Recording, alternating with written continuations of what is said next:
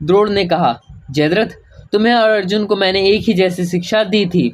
दोनों की शिक्षा एक समान होने पर भी अपने लगातार अभ्यास और कठिन तपस्या के कारण अर्जुन तुमसे बड़ा चढ़ा है, इसमें संदेह नहीं।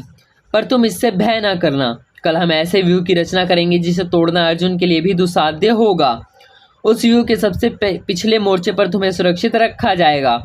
फिर तुम तो क्षत्रिय हो, अपने पूर्वजों की परंपरा को कायम रखते हुए निर्भय होकर युद्ध करो। यमराज हम सबका पीछा तो कर ही रहे हैं, फर्क इतना ही है कि कोई आगे जाता है तो कोई पीछे। तपस्वी लोग जिस लोक को प्राप्त करते हैं उसे क्षत्रिय लोग युद्ध में बड़ी सुगमता के साथ प्राप्त कर लेते हैं, इसलिए तुम डरो मत। सवेरा हुआ।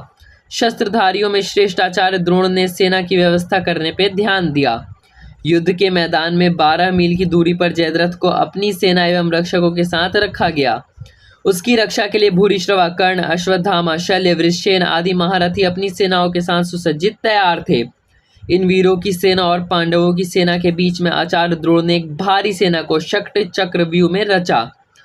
शक्ति चक्रव्यूह के अंदर कुछ दूर आगे पद्मव्यूह बनाया।